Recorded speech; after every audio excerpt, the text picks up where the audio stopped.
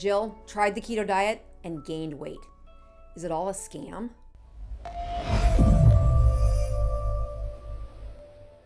Jill is a woman of a certain age, and she has put on 25 pounds over the last 2 years, and that weight will not come off. For over 3 decades, Jill has helped others lose weight as their personal trainer. She teaches them to eat low calorie, low fat, and exercise every day. This proper approach to weight loss is all about calorie deficits. The calories all count the same, and if you don't lose weight, it must be the dieter, not the diet. Jill's pant size continues to go up, and she blames herself for not losing weight. Feeling embarrassed, frustrated, and ashamed, she stands in front of a mirror all day long, telling clients to do something that isn't working for her. Her weight won't budge, and her credibility as an instructor is on the line. The keto diet sparks her curiosity and her skepticism. It's hard for her to believe that all that fat and cholesterol could possibly cause weight loss. The calories are way too high to make sense using her formula. But she decides to do this anyway, finding a 6-week course that's specifically focused on women. So she downloads the details, recipes, and videos and begins, but gets confused. She measures fat, protein, and carbs, and the instructor then talks about carb cycling and then later says that intermittent fasting is an option. Jillian wonders why in the world anybody would go without eating food and quickly decides that is not an option for her. But in 10 days, she's lost 5 pounds with this diet, so that's sweet. She hadn't done that in a long time. But after 2 weeks, the weight loss stalls, and then the 5 pounds come back, and even more. So she abandons the diet and says, I'm not doing this crazy diet, and goes back to what she knows, exercising and counting calories. And after all, it is what her doctor recommended. 2 years later, Jill is still struggling with her weight. And as she goes to work every day, that reflection in the mirror tells the truth, that she isn't succeeding, that it's always on her mind as a constant battle, that what she's telling people to do doesn't work for her. She visits her doctor and finds that her hemoglobin A1C is up to 5.5, which means her blood sugars average over 110, and now she's increased her risk of diabetes by over 80% and increased her risk of a heart attack by 25%. All signs point to danger. She's got to get this weight off. The next right hook for Jillian was COVID-19. Locked her in her house, away from her job, and you got it, no more exercise. Stuck at home and the heaviest she's ever been, Jillian comes across our videos. So once again, Jill buys another online course for keto.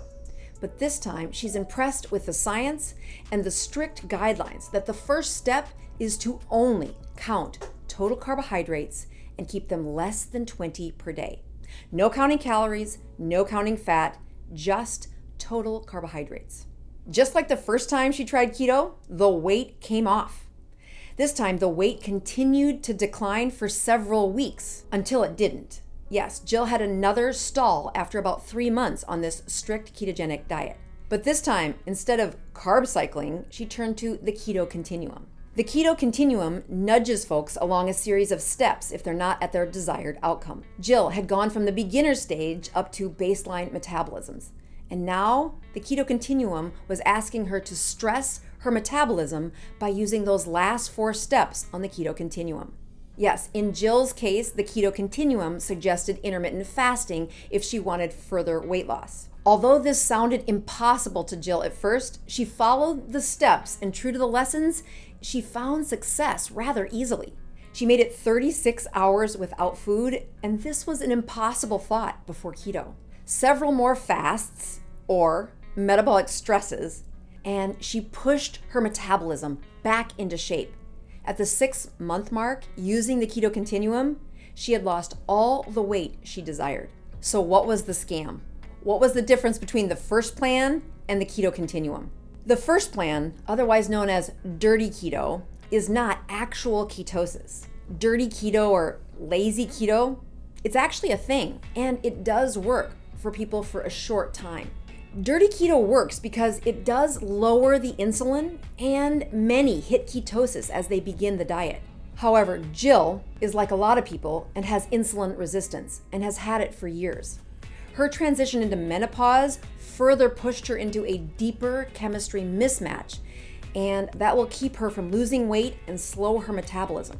The only antidote is a persistent state of ketosis while strengthening her metabolism. Dirty keto or lazy keto are not persistent ketosis, and instead they are fluctuating in and out of ketosis. In essence, it's like they're carb cycling. If you had a little problem with insulin resistance, or you didn't have any other confounding problems like menopause or chronic pain or high blood pressure, then that dirty keto might work, or at least it will work for a little while. But that's not what Jill had. She had real problems behind those 25 pounds that wouldn't come off. It was going to take a persistent state of ketosis to reverse this problem, and that's what she did with the keto continuum. Jill's biggest clue that she had this problem was her blood sugar. Take a look at this slide. In 72 hours of a healthy person, you can see that their blood sugar drops from 80 down into the 50s or 60s within 72 hours of not eating. If you do that same thing with somebody who is insulin resistant, it can take days or weeks for their blood sugar to get into the 50s or 60s. Those people with insulin resistant can go into the lab and check their insulin, but that's a lot of work, and you're gonna need to check it multiple times a day, several days on this ketogenic diet. Instead of asking my patients to go multiple times to the lab to check their insulin, I ask them to invest in a home meter that checks blood glucose and blood ketone levels. Measuring these numbers together allows you to calculate a Dr. Boz ratio. This Dr. Boz ratio is a reflection of your insulin.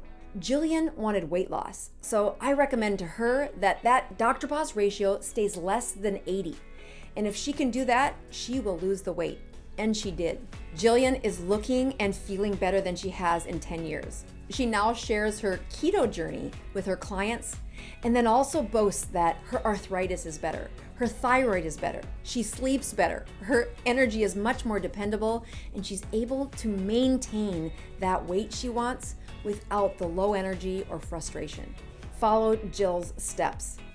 Get a copy of the Keto Continuum chart and put it on your fridge or your desk. Follow those steps to the best health of your life.